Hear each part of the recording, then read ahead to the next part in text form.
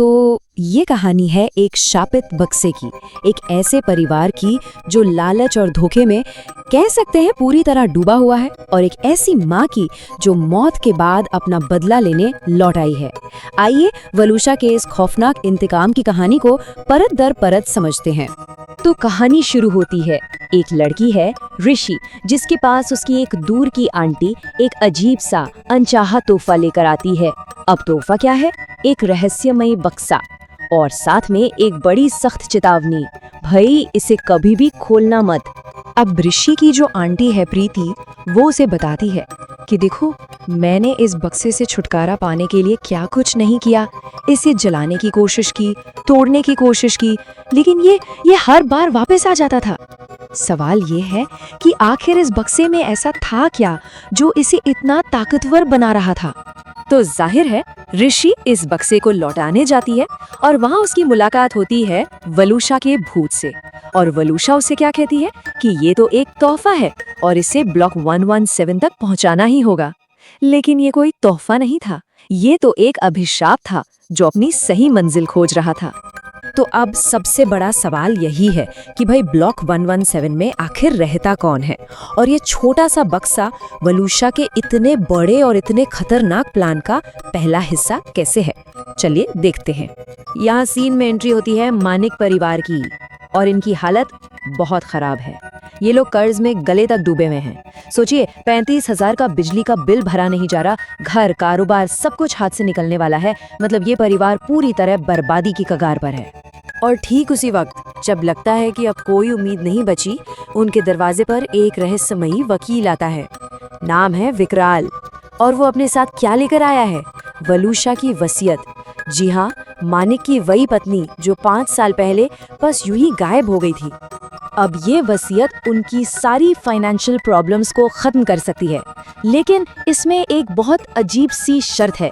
शर्त ये है कि परिवार के हर मेंबर को वलूशा की एक पर्सनल चीज एक तोहफे के तौर पर अपनानी होगी। और ये कोई मामूली शर्त नहीं है, ये वलूशा के बिछाए जाल का सबसे जरूरी हिस्सा है। तो एक तरफ बच्चे हैं जो अपनी नई नई किस्मत का जश्न मना रहे हैं, और दूसरी तरफ है माणिक।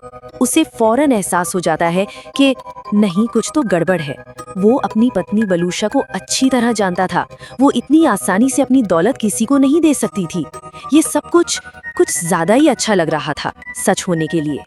और माणिक का शक बिल्कुल सही था। तो सवाल उठता है कि ये अतीत का धोखा आखिर था क्या? कौन थी वलूशा, और 5 साल पहले असल में उसके साथ हुआ क्या था?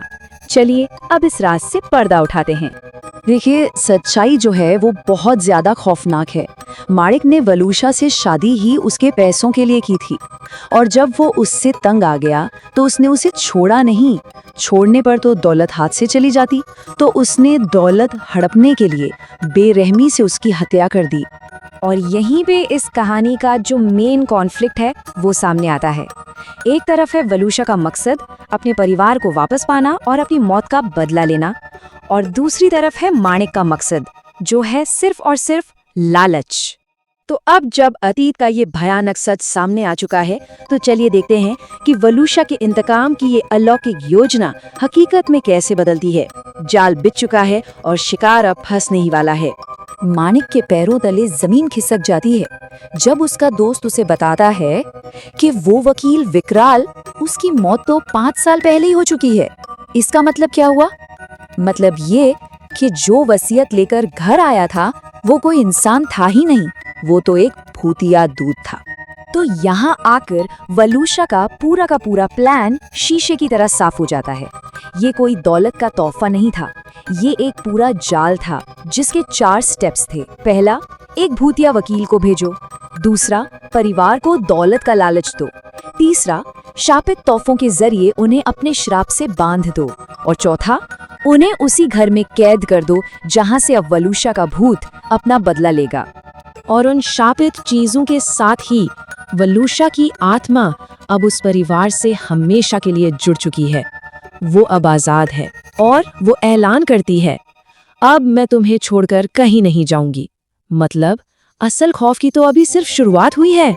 तो चलिए अब कहानी के क्लाइमैक्स की तरफ चलते हैं और देखते हैं कि ये जो तथाकथित पारिवारिक पुनर्मिलन हो रहा है, इसका अंजाम कितना भयानक और दर्दनाक होता है। अब वो घर वलूशा का खेल का मैदान बन चुका है। वो अपने ही बच्चों नवीन और शाइना को आंखों पर पट्टी बांधकर एक बहुत ही खतरनाक खेल खेलने के लिए उकसाती है और फिर एक एक करके वो उन्हें अपनी दुनिया में खींच लेती है और घबराए हुए माणिक से कहती है, अब वो मेरे साथ हैं। और यहीं पर वलूशा का असली मकसद खुलकर सामने आता है, जिससे हम कह सकते हैं वलूशा का न्याय। उसका गोल सिर्फ माणिक को मारना नहीं है, नहीं, उसका गोल है मौत के बाद अपने पूरे परिवार को फिर से एक करना, एक ऐसा भूतिया परिवार बनाना जो अब हमेशा हमेशा साथ रहेगा। माणिक से कहे गए उसके आखिरी शब्द उसकी पूरी कहानी को एक लाइन में समेट देते हैं। ये सारा इंतकाम हमेशा से उसके बच्चों के लिए ही था। जिन बच्चों को माणिक ने जीते जी उससे छीन लिया था, उन्हीं बच्चों को वलूशा ने मरने के बाद वापस हासिल कर लिया। और कहानी हमें इसी एक सवाल के साथ छोड़ जाती है कि आखिर किसका धोखा बड़ा था, माणिक का जिसने लालच में आकर अपनी पत्नी की जान ले ली, या फिर वलूशा का जिसने बदला लेने के लिए अपने ही बच्चों को मौत की दुनिया में खींच लिया। ये कहानी है लालच की और एक माँ के अमर लेकिन उतने ही खौफनाक प्यार की।